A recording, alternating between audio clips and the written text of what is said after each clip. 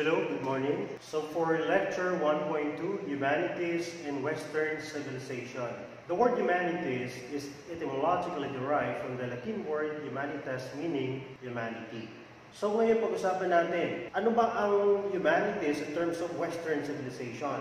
Ano tong Western civilization na ito? When you talk about Western civilization, it refers to many cultures, particularly of European heritage, that share common cultural ideas, philosophical foundations, and ancestral beliefs. Basically, the idea is that these cultures have a common heritage, which has been important in the development of each. Kaya makikita natin even in the field of education. When you talk about education, education started from the Greeks, okay, from the Romans. How these people, particularly the philosophers, influence the creation or the development of principles or the ideas or the theories. The first major influences on what would become Western civilization, the Greeks and the Romans.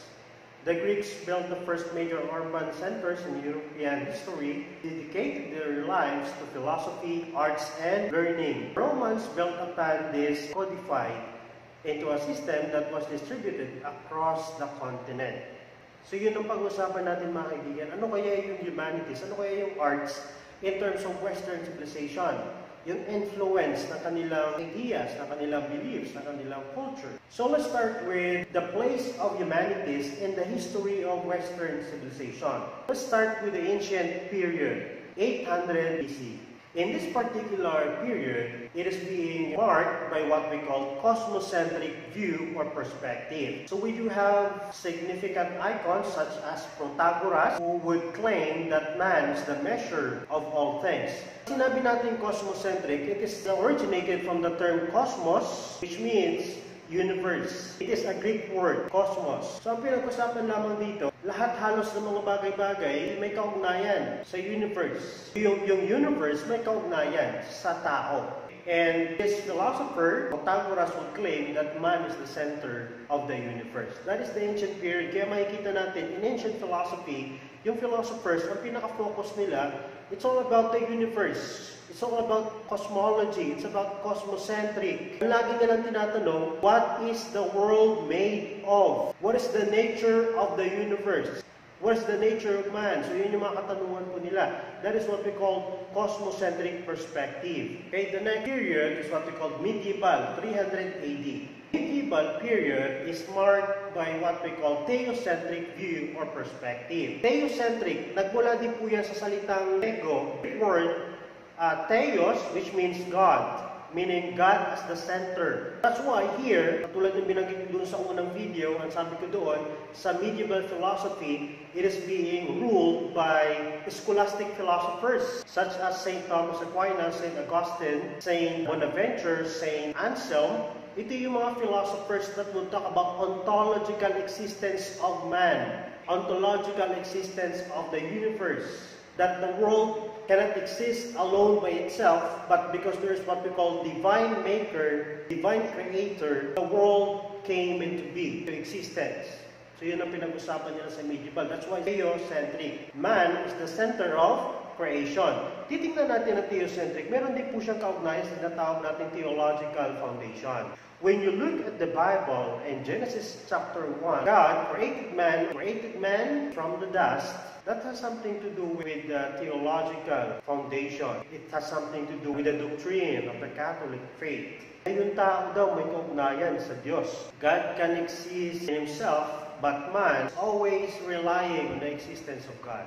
Kaya makita mo sa medieval, in this particular period, the arts of the artist were being influenced by theocentric perspective. Dito makikita natin even yung mga designs ng mga architectural buildings, design ng mga simbahan, may kaugnayan po sa kanilang paniniwala. Even yung mga kanilang mga paintings, yung kanilang drama, theater, music, yung mga songs na kinocompose during the time, has something to do with theocentric perspective. Renaissance, 1400, anthropocentric perspective. Nagmula din po ang salitang anthropocentric sa salitang Grego, the word anthropos na nangahulugang man o tao. That's why ang pinaka-focus nila dito, humanism, theory, principle. Nothing is more wonderful than man. In anthropocentric view or perspective, ang pinag-usapan lamang, man is capable. Sa history ng philosophy, kung titingnan natin, in this particular period, makikita natin, we should not rely on the Holy Scriptures. We should not rely on the Catholic faith. We should rely on the capacity of human reason. Man solely is capable of understanding the world outside.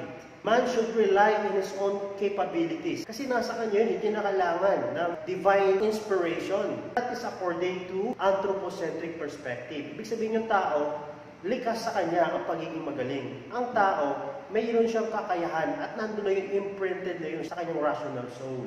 Modern, 1600, scientific-technocentric view. Ito naman mga kaibigan, is the influence of science and technology. Man is part of nature. Kaya makikita natin dito ang emphasis ay yung tao, meron siyang kakayahan mag-invent. Or yung tao cannot live without the presence of science and technology. Yung tao, kasama niya lagi ang makina. This is the part wherein makikita natin yung significant contribution of industrial revolution. Kasama ng tao ang technology. Even nowadays, kahit sa panahon natin ngayon, yung tao lagi niya kasama yung computer, yung cellphone. Laging may kaugnayan yung tao sa gadget na hawak po niya. That is what we call scientific-technocentric view. Postmodern naman, 1960, eclectic view. Man is a piece of everything. Actually, when you study contemporary art, postmodern, yung mga artists natin, they shun away from their classical or traditional method in terms of arts. They created their own method. That is postmodern. Kaya dito sa postmodern, makikita natin sikat dito sa mga Filipino artists. Si Medeo Cruz, kanyang controversial polytheismo na exhibit. And that is an example of installation art. Nakikita natin yung po yung sa postmodern. Man is a piece of everything. Eclectic view. Lahat pinagsasama-sama mo na yung mga principles, yung mga ideas. And you come up with your own story. Kung ano ba ang ibig sabihin, ano ba yung meaning ng art na ginagawa mo. For example, installation art. Humanities in the history of Western civilization can be traced from its philosophical foundation. Significant icons in the history of education made contributions in understanding the underlying principle, theory, and concepts in terms of its influence in the world of art, from painting, sculpture, architecture, music, dance,